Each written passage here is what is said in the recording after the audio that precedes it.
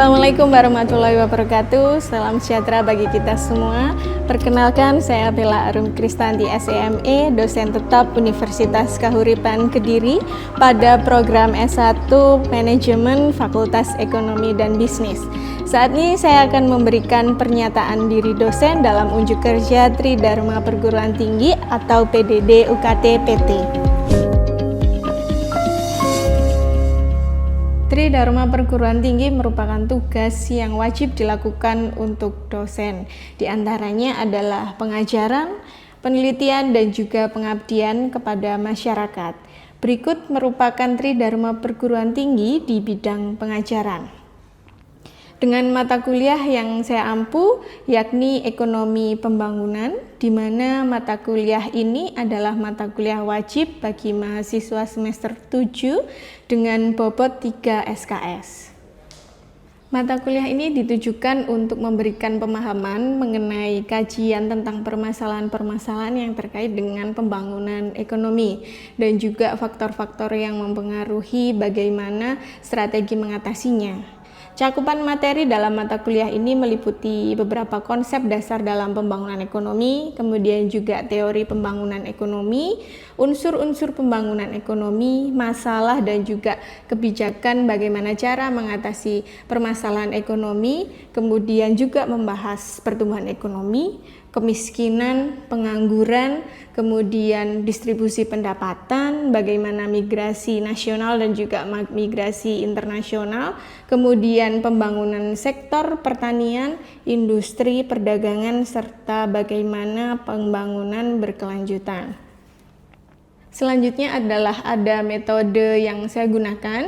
Nanti saya menggunakan metode DIA atau Delivery, Interaction and Assessment. Melalui metode delivery, saya menyampaikan materi dengan baik dan juga up to date kepada mahasiswa supaya dengan mudah diterima. Kemudian capaian pembelajaran mata kuliah Ekonomi Pembangunan untuk CPMK 1, yakni mahasiswa mampu mengetahui dan memahami mengenai konsep ekonomi dan juga pembangunan. Untuk CPMK kedua, mahasiswa mampu memahami mengenai pertumbuhan ekonomi dan juga pembangunan. Selanjutnya untuk sub CPMK di mata kuliah Ekonomi Pembangunan ini, untuk yang pertama adalah mahasiswa mampu menganalisis beberapa teori-teori di dalam ekonomi pembangunan. Untuk sub CPMK kedua, mahasiswa mampu menjelaskan mengenai kemiskinan, ketimpangan, dan juga kesejahteraan. Untuk sub CPMK ketiga, mahasiswa mampu mengetahui dan juga memahami tentang pertumbuhan penduduk, kemudian model rumah tangga yang mempengaruhi pembangunan ekonomi. Untuk sub CPMK keempat, mahasiswa mampu menjelaskan mengenai teori dan juga kebijakan urbanisasi serta migrasi. Untuk sub CPMK kelima, mahasiswa mampu mengetahui tentang modal manusia dalam pembangunan ekonomi. Untuk sub CPMK keenam, mahasiswa mampu memahami mengenai transformasi pertanian serta pembangunan pedesaan. Untuk sub CPMK ke-7, mahasiswa mampu mengetahui mengenai bagaimana lingkungan hidup dan juga pembangunan berkelanjutan. Nah, selanjutnya ada beberapa bahan kajian dalam ekonomi pembangunan ini. Yang pertama adalah prinsip dan konsep ekonomi pembangunan itu sendiri. Yang kedua adalah perekonomian negara berkembang. Yang ketiga, pertumbuhan ekonomi. Yang keempat, teori pembangunan. Yang kelima, kemiskinan, ketimpangan, dan juga kesejahteraan. Untuk bahan kajian yang keenam adalah pertumbuhan penduduk. Bahan kajian yang ketujuh adalah migrasi. Bahan kajian yang kedelapan adalah pentingnya pendidikan serta kesehatan dalam pembangunan ekonomi. Dan yang kesembilan adalah pembangunan pertanian dan juga pedesaan yang berkelanjutan. Selanjutnya untuk acuan, saya menggunakan beberapa buku dan juga untuk referensi lainnya saya menggunakan jurnal ilmiah. Nah, jurnal ilmiah ini saya menggunakan acuan yang up to date untuk mahasiswa sebagai contoh-contoh di isu-isu perekonomian. Dan yang kedua, melalui interaction saya membentuk mini discussion sebagai bentuk interaksi antara dosen dengan mahasiswa, kemudian antara mahasiswa dengan mahasiswa, dan juga antara mahasiswa dengan dosen. Nah, di sini tujuannya adalah memberikan ruang kepada para mahasiswa untuk bisa lebih komunikasi atau bisa lebih komunikatif mengenai mata kuliah ekonomi pembangunan ini. Nah, mengingat di sini mata kuliah ekonomi pembangunan itu banyak sekali case study-nya, untuk itu saya memberikan ruang kepada mahasiswa jikalau di tatap muka itu kurang atau masih ada permasalahan yang ingin disampaikan, saya memberikan ruang di group discussion melalui WhatsApp group ataupun sudah difasilitasi pula dengan kampus kami melalui Eduvecta atau EduLearning. Jadi di dalamnya kita bisa berdiskusi mengenai topik-topik perekonomian saat ini terkait dengan bahasan dalam ekonomi pembangunan. Dan melalui metode yang terakhir, yakni metode assessment, itu dilakukan proses penilaian untuk melihat dan mengukur bagaimana kemampuan mahasiswa itu untuk menerima materi dalam ekonomi pembangunan. Nah, kemudian dalam proses pengajaran itu ada bobot atau nilai untuk mengukurnya, yakni di nilai harian ataupun bisa dikatakan aktivitas ataupun partisipasi serta presentasi mahasiswa itu sebesar 15%. Nah, kemudian untuk tugas itu nilai atau bobot penilaiannya adalah 20%. Nah, selanjutnya ujian tengah semester atau bisa disebut dengan UTS itu sebesar 30%, dan untuk UAS atau ujian akhir semester itu 35% dengan total keseluruhan 100%. Oke, selanjutnya pada saat ini saya akan memberikan micro teaching terkait dengan mata kuliah ekonomi pembangunan di salah satu kelas dengan memberikan penjelasan mengenai materi kesejahteraan dengan tujuan pembelajaran, yakni mahasiswa mampu menganalisis konsep ekonomi termasuk di dalamnya ekonomi pembangunan yang berkaitan dengan kesejahteraan. Nah, di sini nanti dalam micro teaching itu saya akan menggunakan metode ceramah, kemudian Q&A atau question and answer, dan juga saya menggunakan metode mini discussion untuk menarik komunikasi dengan mahasiswa. Nah, seperti yang saya katakan tadi, mata kuliah ini diampu oleh mahasiswa semester 7. Oke, baik, selanjutnya saya akan menyajikan video pembelajaran mata kuliah ekonomi pembangunan. Selamat menyaksikan. Assalamualaikum warahmatullahi wabarakatuh. Selamat pagi teman-teman semuanya. Oke, sebelum kita mulai perkuliahan hari ini, alangkah baiknya kita berdoa menurut agama dan kepercayaan masing-masing. Berdoa dimulai. Oke, berdoa selesai. Teman-teman jangan lupa untuk absen dulu di LMS atau Eduvecta. Silakan teman-teman bisa absen terlebih dahulu. Oke, sembari teman-teman absen, jadi di sini saya akan sedikit mereview untuk pertemuan kemarin. Jadi untuk minggu lalu, kira-kira kita sudah bahas tentang apa? Ada yang masih ingat? Saya, Bu. Minggu lalu membahas tentang teori ekonomi pembangunan, Bu. Oke, bagus. Jadi ada yang masih ingat. Terus selanjutnya apa saja sih teman-teman kiranya kemarin yang kita bahas tentang perkembangan teori ekonomi pembangunan? Silakan, siapa? Saya akan mencoba menjawab, Bu. Terdapat 3 perkembangan teori ekonomi pembangunan, yaitu ada teori klasik, teori neoklasik, dan teori pertumbuhan ekonomi modern. Oke, bagus. Terus selanjutnya teman-teman di sini apa saja kira-kira atau fokus apa yang kita bahas dalam ekonomi pembangunan? Ada yang masih ingat untuk pertemuan kemarin? Saya, Bu. Silakan. Jadi untuk fokus dari ekonomi pembangunan adalah melakukan pemerataan dan mencapai kesejahteraan, seperti itu. Oke, jadi intinya dalam ekonomi pembangunan adalah pemerataan dan juga kesejahteraan. Untuk pertemuan hari ini kita lanjutkan pada bahasan atau fokus ekonomi pembangunan di kesejahteraan. untuk materi kita hari ini teman-teman adalah tentang relevansi kesejahteraan dan juga ekonomi pembangunan. Sesuai dengan fokusnya, kita akan berfokus pada kesejahteraan. Oke, di sini teman-teman untuk tujuan pembelajaran kita hari ini adalah mahasiswa mampu menganalisis konsep ekonomi pembangunan dan juga kesejahteraan. Dalam konsep pembangunan ini ada sebuah strategi yang terkait dengan pertumbuhan ekonomi dan juga peningkatan kesejahteraan masyarakat pada suatu wilayah ataupun negara.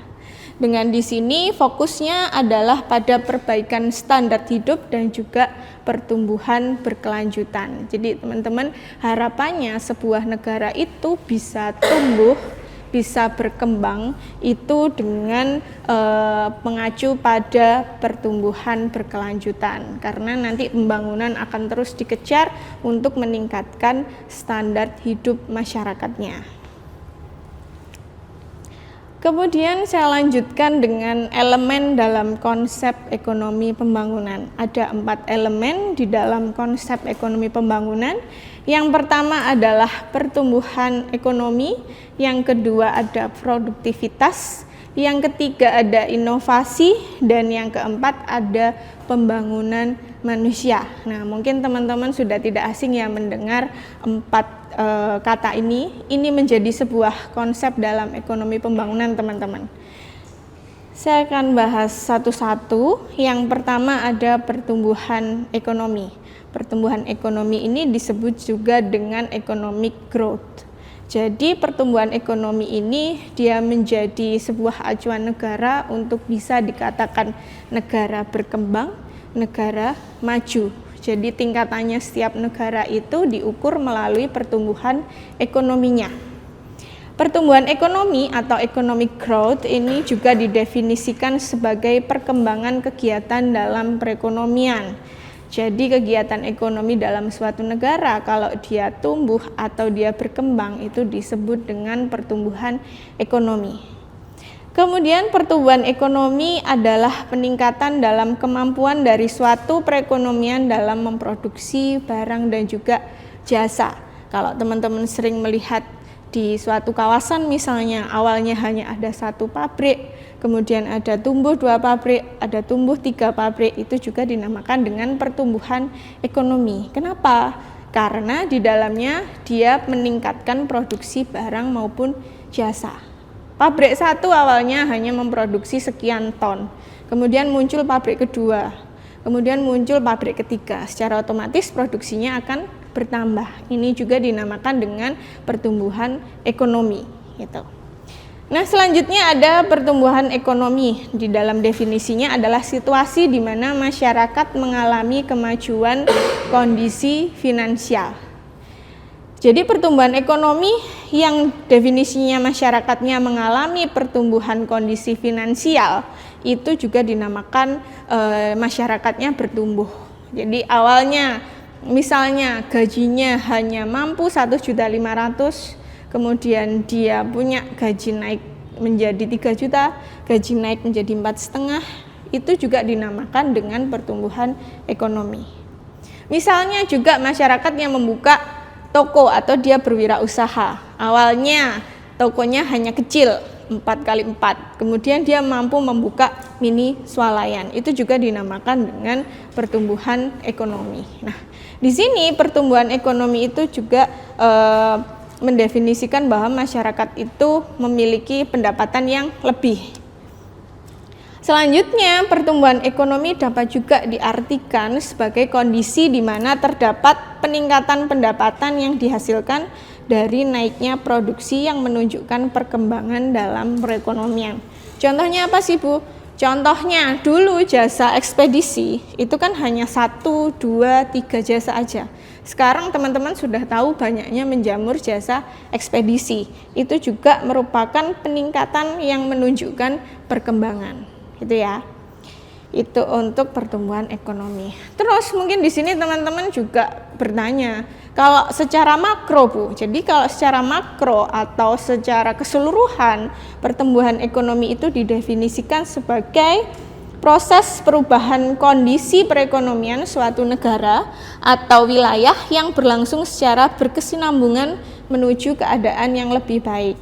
Biasanya diukur dari peningkatan pendapatan nasional atau PDB dalam jangka panjang. Nah, ini kalau sering teman-teman mendengar tentang produk domestik bruto, ini dia menjadi acuan pertumbuhan ekonomi dalam skala makro.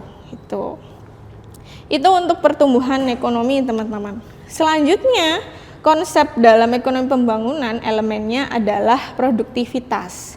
Produktivitas ini adalah kemampuan untuk menghasilkan sesuatu, baik barang maupun jasa, dengan memanfaatkan sumber daya yang tersedia secara efektif dan efisien. Perbandingannya adalah input dan output. Biasanya suatu pabrik untuk membuat produk itu dia harus mengefisienkan inputnya untuk membuat optimalisasi pada outputnya. Jadi acuannya adalah efektif dan juga efisien, gitu ya teman-teman. Jadi teman-teman bisa mengingat untuk produktivitas ini fokusnya adalah efektivitas dan juga efisiensi pada input serta output untuk menghasilkan produk maupun jasa. Selanjutnya yang ketiga, ini mungkin yang relate dengan teman-teman, adanya inovasi. Jadi sesuai dengan definisinya, inovasi adalah pengenalan atau penerapan sesuatu yang baru. Seperti halnya ide, produk, layanan, kemudian proses, dan yang memberikan nilai tambah lainnya pada perusahaan, pelanggan, atau perekonomian secara keseluruhan. Kalau menurut teman-teman kira-kira inovasi itu mungkin bisa dengan teknologi, kemudian bisa dengan ide-ide baru, terus kemudian kombinasi antara teknologi dan juga sumber daya manusia, kemudian kalau kita mengandalkan internet itu juga merupakan sebuah inovasi. Selanjutnya setelah inovasi ada pembangunan manusia. Nah, kalau teman-teman sering mendengar SDM atau sumber daya manusia, Indonesia punya berjuta-juta SDM, sumber daya manusia. Tapi di sini sumber daya manusia itu juga perlu dibangun supaya nanti sumber daya itu bisa menjadi sumber daya yang berkualitas dan juga memiliki daya saing yang unggul. Kenapa di sini perlu dibangun? Karena persaingan dunia kerja. Kemudian yang kedua lowongan kerja, yang ketiga kalau teman-teman mau masuk pasar kerja internasional yang dibutuhkan tidak hanya skill tapi juga pendidikan. Jadi pembangunan manusia ini sangat diperlukan. Pembangunan manusia adalah suatu proses perluasan jangkauan pilihan masyarakat, peningkatan kesempatan mereka terhadap pendidikan, perawatan kesehatan, pendapatan, dan juga pemberdayaan, yang dimana ini mencakup seluruh rentang pilihan manusia mulai dari lingkungan fisik yang baik hingga peningkatan ekonomi. Jadi di sini tidak hanya pendidikan yang tadi saya sampaikan, tapi ada juga bentuk perhatian untuk pembangunan manusia itu dari segi kesehatan. Kalau sekarang teman-teman tahu di desanya ada Polindes, kalau dulu nggak ada, hanya puskesmas aja. Jadi Polindes itu dibentuk untuk memperhatikan kesehatan sumber daya manusia. Jadi untuk misal sakit, datanglah dulu ke Polindes, baru dirujuk ke puskesmas. Nah, kalau teman-teman tahu sekarang kan banyak Polindes yang dibangun. Itu juga merupakan salah satu bentuk pembangunan manusia. Yang kedua, kalau teman-teman tahu BLK atau Balai Latihan Kerja yang diadakan oleh Disnaker, nah atau Dinas Tenaga Kerja, itu juga merupakan bentuk pembangunan manusia. Jadi bagi mereka yang mungkin hanya lulus SLTA atau sederajat, kira-kira mau punya pelatihan kerja atau misalnya baking, kemudian masak, kemudian menjahit, nah itu bisa datang atau bisa latihan melalui BLK. Jadi itu bentuk-bentuk pembangunan manusia. Jadi supaya manusia ini punya kualitas. Jadi kalau kita sudah punya kualitas, oh ini loh kita layak masuk ke pasar kerja gitu. Nah, selanjutnya setelah kita bahas 4 elemen tadi, di sini saya akan fokuskan ke satu case tadi teman-teman, yakni ke UMKM. UMKM ini merupakan usaha ekonomi produktif yang dimiliki dan dikelola oleh perorangan, kelompok ataupun badan usaha. Nah, kalau teman-teman sering dengar pasti di sekitar rumahnya banyak UMKM. Nah, di sini dengan skala usaha yang relatif kecil dibandingkan dengan usaha besar, UMKM ini dia punya peran penting bagi perekonomian Indonesia. Kalau teman-teman dengar krisis 1998 yang bertahan usahanya adalah UMKM. Covid kemarin yang bertahan adalah UMKM. Kenapa? Karena yang pertama contohnya seperti orang yang diisolasi, tidak mungkin dia pergi ke supermarket. Perginya kemana? Ke UMKM sebelah. Nggak mungkin dia belanja jauh-jauh, pasti memerlukan apa-apa dari produksi UMKM. Jadi ini dikatakan kenapa UMKM ini punya peran penting, karena dia juga penyokong perekonomian. Gitu. Terus kemudian teman-teman, UMKM itu juga merupakan salah satu sektor penyerapan tenaga kerja yang paling tinggi. Kenapa? Karena misalnya ada salah satu UMKM yang berkembang, dia pasti akan mengambil tenaga kerja di sekitarnya. Tetangganya diambil, siapa pemuda diambil untuk jadi karyawannya. Jadi ini adalah sektor penyerapan tenaga kerja yang dikatakan paling bagus gitu. Terus kemudian UMKM ini juga memiliki kontribusi terhadap produk domestik bruto juga. Jadi ada UMKM yang dia sudah ekspor, ada UMKM yang sudah go public, ada UMKM yang sudah memiliki pasar di luar Pulau Jawa. Jadi UMKM ini memiliki potensi, teman-teman. Nah, tapi di sini ada data UMKM yang menunjukkan memang ada UMKM ini jumlahnya berfluktuasi. Jadi pertumbuhannya kalau kita lihat di sini pada tahun 2020 dia minus 2,24%. Tapi di 2021 kita bisa lihat dia bisa bangkit lagi. Terus kemudian ada penurunan sedikit dan 2023 dia bisa naik lagi. Jadi naik turunnya UMKM ini mungkin dikarenakan beberapa faktor. Kalau kita lihat dari tahun ini turun ke sini karena adanya COVID-19. Tapi di sini dia sudah bisa naik lagi. Itu. Nah, ini data UMKM dari jumlah UMKM dan juga pertumbuhannya di Indonesia pada tahun 2018 sampai 2023. Jadi kalau kita lihat 5 tahun ini UMKM itu banyak naiknya daripada turunnya. Itu.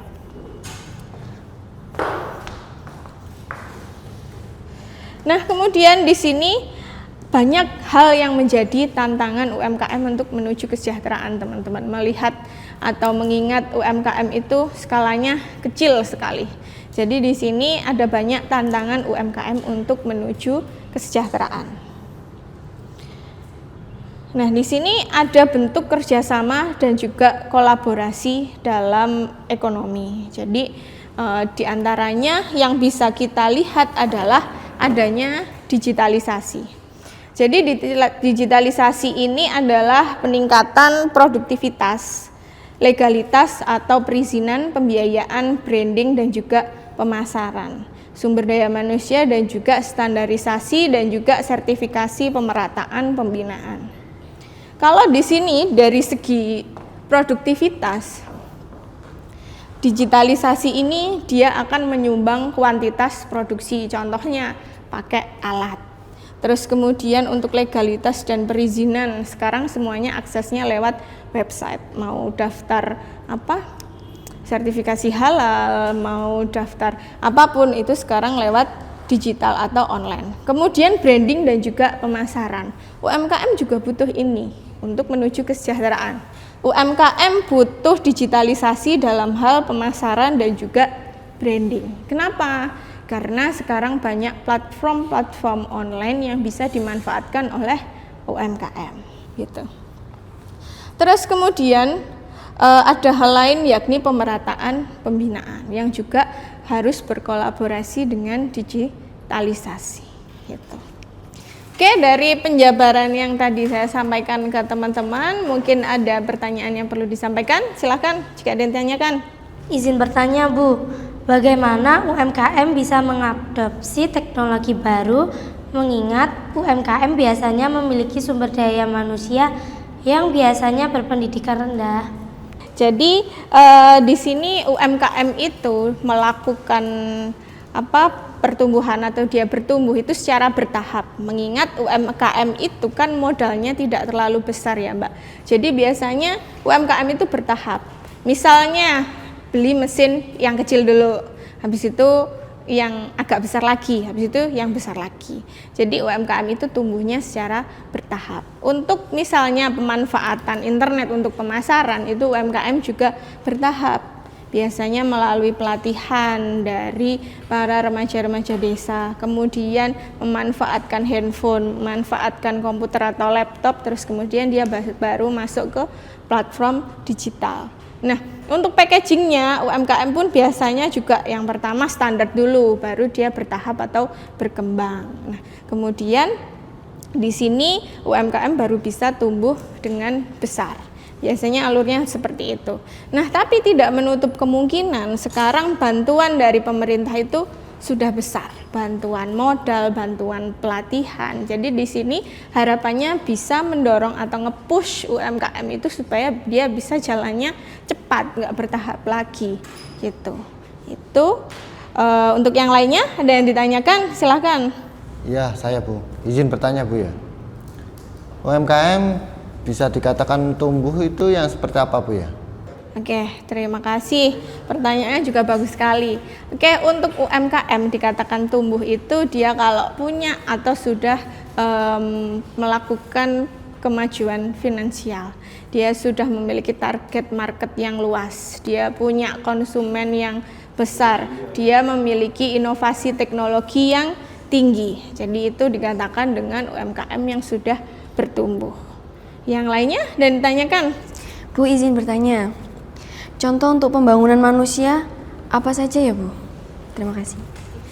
Untuk pembangunan manusia itu indikatornya selain pendidikan dan juga kesehatan. Jadi yang pertama adalah bagaimana sumber daya manusianya, yang kedua adalah pembangunan fasilitas kesehatannya, kemudian juga skillnya dan sebagainya. Gitu. Oke, baik, selanjutnya kita akan masuk pada sesi mini discussion teman-teman. Ini kebetulan teman sudah membentuk grup atau kelompok. Silakan didiskusikan. Untuk topiknya hari ini adalah analisis pembangunan ekonomi melalui digitalisasi UMKM untuk mewujudkan kesejahteraan. Silakan didiskusikan dengan kelompoknya untuk dianalisis.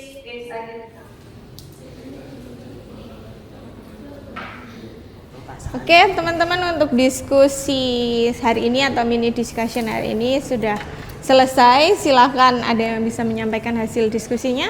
Izin menambahkan Bu. Ya, silakan. UMKM yang telah bertransformasi secara digital cenderung lebih bisa kompetitif di pasar karena kemampuan mereka untuk beradaptasi dengan perubahan dan dapat lebih mengikuti referensi konsumen. Terima kasih Bu. Terima kasih. Saya akan menyimpulkan hasil diskusi kita hari ini adalah bahwasanya UMKM akan menuju kesejahteraan dengan memanfaatkan digitalisasi dan juga inovasi. Oke, saya kira teman-teman untuk perkuliahan hari ini sudah cukup. Semoga apa yang saya sampaikan dan teman-teman diskusikan bisa bermanfaat buat teman-teman semua. Izin saya mau menyampaikan quote sedikit. Selalu cukup untuk yang membutuhkan, tidak ada yang pernah cukup untuk yang tamak. Dan selanjutnya kita akan lanjutkan di pertemuan berikutnya. Selamat pagi, wassalamualaikum warahmatullahi wabarakatuh. Waalaikumsalam warahmatullahi wabarakatuh.